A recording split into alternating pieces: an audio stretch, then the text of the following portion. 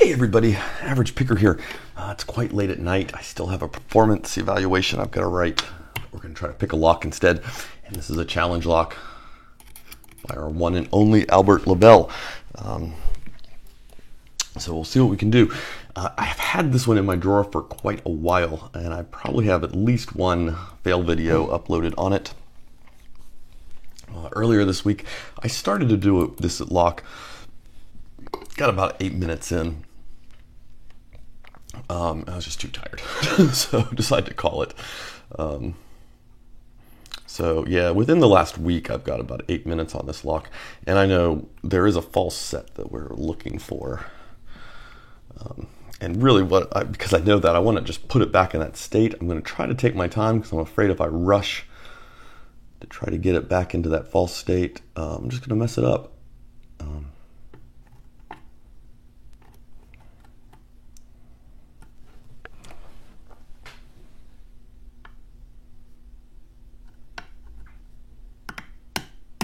So we're going to stay and pick it kind of slow. I feel like there's a little bit of pin and pin action in the back. Tension is a little tight, but that's all right.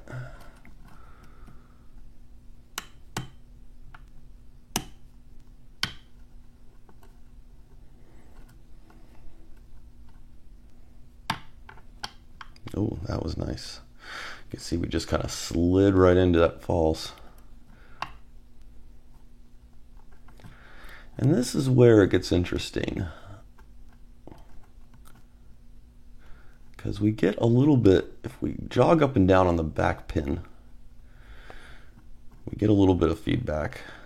We've got a pin here in the middle, which wants to give us a little bit of feedback. And we've got a pin in the front. I'm going to switch picks, actually. And I'm going to come in off this ledge. So we were using the DeForest. This is where I keep getting hung up all the time. And I think it's that first pin. It's the one that gives us the most pronounced counter rotation. So that's a good indication that's it. But it's hiding under or just past our tensioner. And so I'm going to try to come in off this ledge and get real squared up on it and see if we can't get a really good lift. This thing must be 0 bitted. It's not normal. Yeah, so you can see it counter rotating.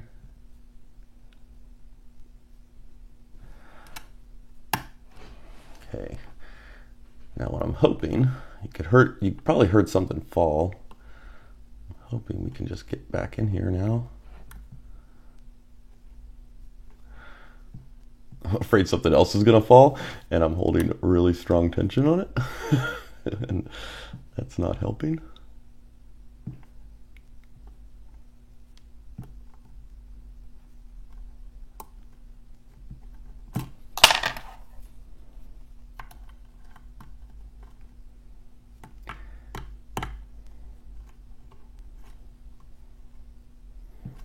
So that was the back pin. Again.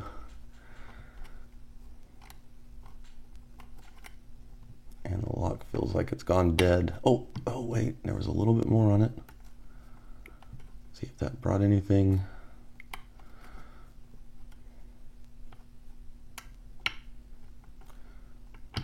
There we go. I thought we were gonna go back into that false set, but instead we went into our open. God, my desk is a mess right now. I'm going to try to catch up on a lot of videos. We do have a key. Try to catch up a lot of videos this weekend. I'll see what I can do. I have been community neglectful, and I apologize for that.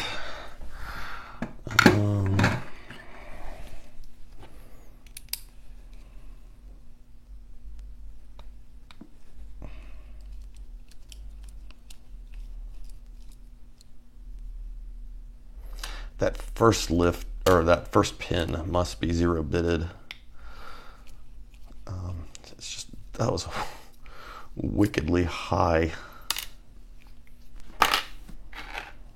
lift to do.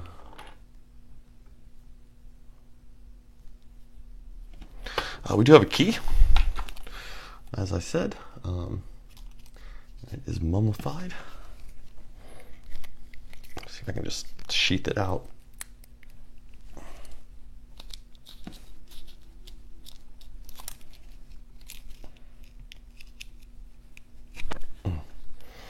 There we go. Oh yeah. Oh yeah. Yeah, you think that one was high? All high cuts pretty much.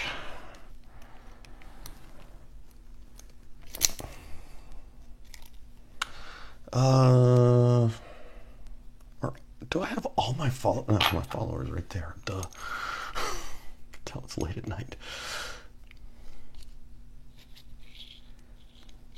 Didn't even wonder if that was going to need to be shimmed. All right. Let's see what we got here. You know, I mentioned in the earlier video from Bill Bacardi.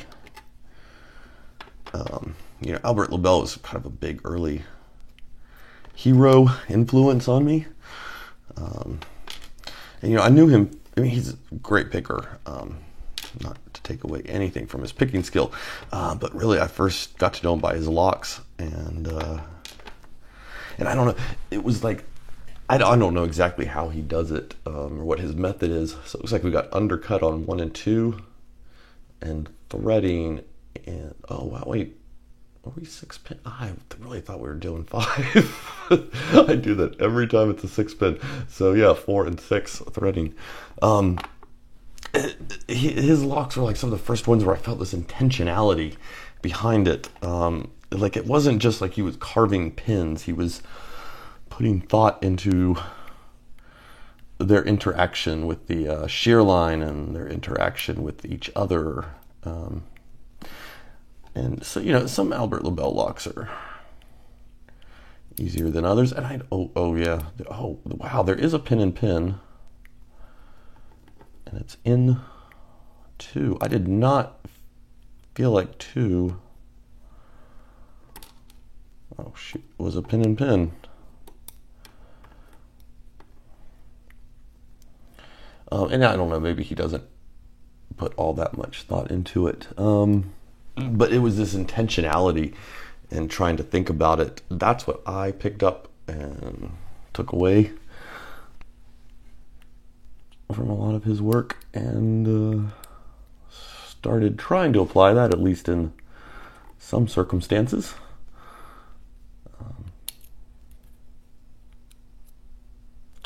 To my own work.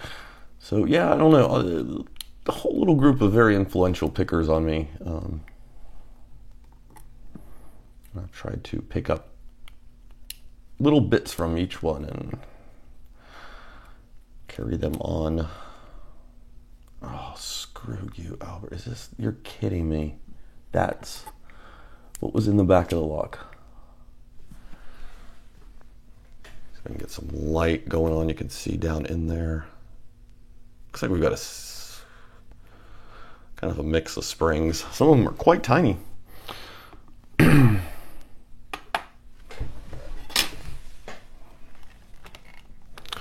All right, let's see what we can get here. I'm gonna try to bring this down a little bit. I've got a feeling this camera is gonna go flying forward, so I apologize if it does.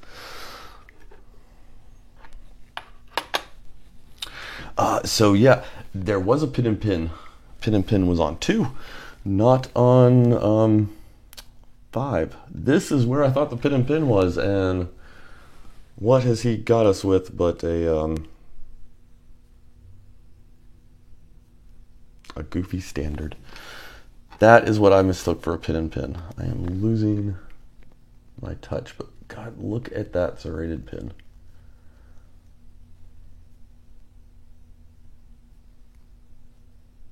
I mean, that would look like anyone's, but I mean, that would look that would look manufactured, you know? That's just incredible work. Got another one.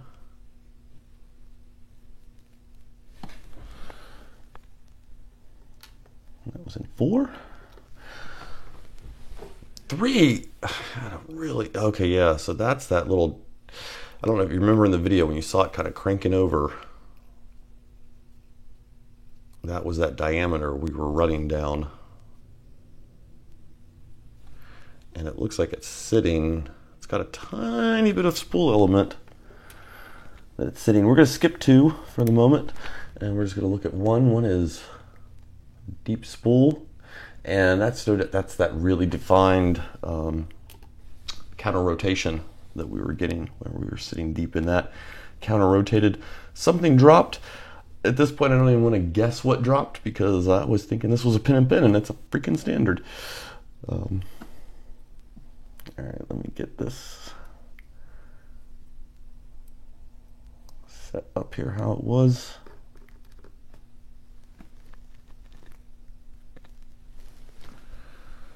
So yeah, there's what we've got. That's our little pin and pin. Oh my God, you've got a little tiny serration on the edge of that pin and pin. And of course that pin and pin is very straight.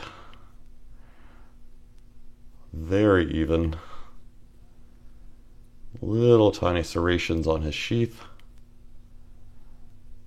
And, oh, that's interesting. That looks like a wafer, but it also almost looks like, you know, like it's capped off from that. I wonder if that was together at some point and snapped along the way. I mean, it just kind of feels like it could have, but, or maybe he just was there acting as a wafer. Down below, not a whole lot. Standard in 1, standard in 2, standard in 3, 4. We've got, oh God, look at all that threading. I mean, you can see how long, if you miss that shear line, see what I'm saying? If you miss that shear line, look how long you could chase that for, and it's just, and you're going to be running through, you know, of course, the threading there. So that's going to dull that little bit of feedback as you're chasing those, and it's going to just feel completely normal until you've picked it to what would essentially be a 0 lift, and you'll be well overset. 5, little spool element to go with the freaking standard. And yeah, more serrations to go with our other serrated pin that matches up to our threading. And of course these two, let's not forget, those two were juggling around on some undercutting there. So very cool lock there, Albert. I am sorry it took me so long to get around to getting this thing really picked. I remember, like, when you sent it to me, it kicked my butt. And I'm pretty sure I put those videos up. There was at least 1 or 2. Awesome lock though, and just amazing little work. So yeah, one and only Albert LaBelle. There we go. I wonder if this would be prone to raking. If I was a raker, I might try that. Yeah, anyway, there we go, everybody. Thank you for watching. I will be trying to catch up on who knows how many videos this weekend and emails and stuff like that.